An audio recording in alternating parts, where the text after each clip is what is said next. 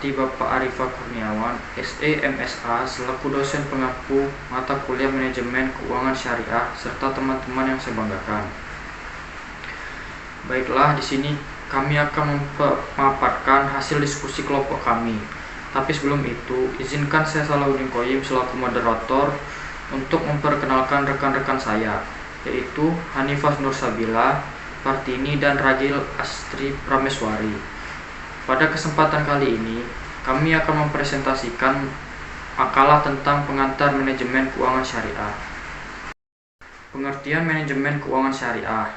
Manajemen keuangan syariah adalah semua aktivitas yang menyangkut usaha untuk memperoleh dana dan mengalokasikan dana berdasarkan perencanaan, analisis, dan pengendalian sesuai dengan prinsip manajemen dan berdasarkan prinsip syariah.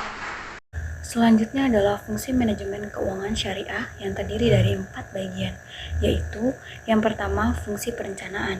Fungsi ini merupakan fungsi manajemen yang utama, artinya seluruh fungsi sangat bergantung pada perencanaan. Fungsi ini memiliki 3 proses perencanaan yang mencakup upaya untuk 1. Untuk menentukan tujuan yang akan dicapai pada masa mendatang. Yang kedua, merumuskan tindakan-tindakan yang perlu dijalankan agar tujuan yang telah ditentukan tercapai. Yang ketiga, menentukan dana yang diperlukan dan faktor-faktor produksi lainnya yang akan digunakan. Ketiga unsur tersebut adalah hal yang harus ada dan tidak dapat dipisah-pisahkan dalam setiap usaha. Karena jika kita merumuskan tujuan tanpa menentukan cara pelaksanaannya dan tanpa didasarkan pada faktor-faktor produksi yang dapat digunakan, tidak akan dapat menciptakan hasil yang diharapkan. Lalu yang kedua adalah fungsi pengorganisasian. Dalam sebuah organisasi tentu ada atasan dan bawahan. Pimpinan harus menentukan struktur organisasi yang terbaik untuk menjalankan kegiatan ke arah mencapai tujuan yang telah ditetapkan. Melalui struktur organisasi ini dapat ditentukan pembagian tugas yang akan dibuat. Yang ketiga, fungsi kepemimpinan. Fungsi manajemen untuk memengaruhi, mengarahkan, memotivasi, dan mengawasi orang lain agar dapat melakukan tugas-tugas yang telah direncanakan sehingga mencapai sasaran dan tujuan organisasinya.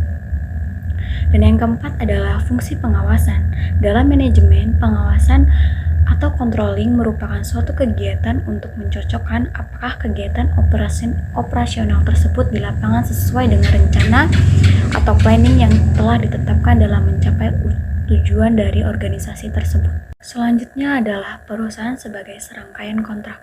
Manajer dikontrak oleh pemegang saham untuk mengelola perusahaan agar perusahaan tersebut menghasilkan aliran kas yang bisa meningkatkan nilai perusahaan, yang dengan demikian meningkatkan kemakmuran pemegang saham. Namun, sering terjadi masalah serta konflik dalam kontrak perusahaan. Berikut 4 konflik dalam kontrak perusahaan. Yang pertama, konflik antara pemegang saham dengan manajer. Manajer disewa oleh pemegang saham untuk menjalankan perusahaan untuk mencapai suatu tujuan si pemegang saham. Pertanyaannya, apakah manajer akan bertindak konsisten dalam mencapai tujuan tersebut? Jawabannya adalah tidak selalu, karena kemungkinan ada potensi konflik antara manajer dan pemegang saham. Sebab, manajer bisa saja mempunyai agenda sendiri yang tidak konsisten dengan agenda si pemegang saham. Lalu yang kedua adalah agensi free cash flow. Menurut teori ini, manajer akan berusaha memegang sumber daya perusahaan agar tetap dalam kendali manajer. Jika perusahaan memperoleh keuntungan atau kas masuk tinggi, maka manajer akan berusaha agar keuntungan atau kas masuk tersebut tetap berada di tangan manajer. Selanjutnya adalah yang ketiga, konflik antara pemegang saham dengan pemegang utang. Konflik tersebut bisa terjadi karena pemegang saham dengan pemegang utang mempunyai struktur penerimaan yang berbeda. Pemegang utang memperoleh pendapatan yang tetap, yaitu bunga dan kembalian pinjamannya. Sedangkan pemegang saham memperoleh pendapatan di atas kelebihan atas kewajiban yang perlu dibayarkan ke pemegang utang. Jika nilai perusahaan berada di bawah nilai kewajiban utang, pemegang utang berhak atas semua nilai perusahaan. Jika nilai perusahaan naik di atas nilai utang, pemegang saham berhak atas semua nilai perusahaan. Jika nilai perusahaan naik di atas nilai utang, pemegang saham berhak atas kelebihan tersebut. Semakin tinggi kelebihan tersebut, semakin tinggi pula nilai yang dimiliki pemegang saham. Sementara kekayaan pemegang utang tetap tidak berubah. Dan yang keempat adalah konflik antara pemegang saham mayoritas dengan pemegang saham minoritas. Potensi konflik ini terjadi karena ketika pemegang saham mayoritas mengambil manfaat atau merugikan atas pemegang saham minoritas. Baik, berikutnya mengenai model neraca dalam aspek pemahaman manajemen keuangan syariah. Neraca keuangan suatu perusahaan pada dasarnya, baik itu keuangan yang bersifat konvensional ataupun syariah, terdiri dari dua sisi. Yang pertama, sisi kiri, ini meringkas mengenai aset yang dimiliki oleh perusahaan, dan sisi kanan biasanya meringkaskan sumber dana yang dipakai untuk membiayai perusahaan tersebut dalam operasionalnya. Nah, tugas manajer keuangan adalah mengambil keputusan investasi, kemudian keputusan pendanaan dan operasional dengan tujuan memaksimumkan kemakmuran bagi para pemegang saham. Sisi kiri tersebut atau sisi aktiva dengan demikian bisa dipandang sebagai ringkasan kekayaan yang dimiliki oleh perusahaan. Sementara sisi kanan neraca merupakan tugas manajer keuangan. Dalam hal ini mencari dana yang kemudian diinvestasikan kepada sisi kiri neraca. Komponen jangka pendek dari aktiva dan pasiva membentuk modal kerja. Nah, modal kerja bersih bisa diartikan sebagai aktiva lancar dikurangi hutang lancar. Kemudian modal kerja merupakan hasil dari keputusan operasional. Ini biasanya bersifat sehari-hari. Nilai perusahaan terdiri dari nilai hutang, kemudian nilai saham. Tujuannya adalah sering disingkat sebagai memaksimumkan kemakmuran pemegang saham. Kemakmuran pemegang saham sering diterjemahkan ke dalam kenaikan harga pasar saham.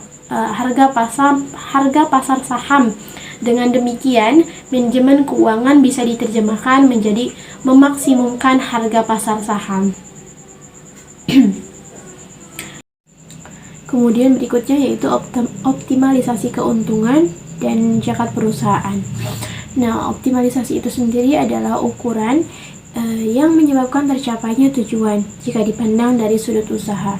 Namun dalam konteksnya, apabila perusahaan sudah mencapai keuntungan yang maksimal atau sudah optimal, maka terciptalah kemakmuran bagi perusahaan dan para pemilik saham. Nah, dengan demikian, semakin besar keuntungan suatu perusahaan, maka akan semakin besar pula zakat bagi perusahaan tersebut yang harus dikeluarkan.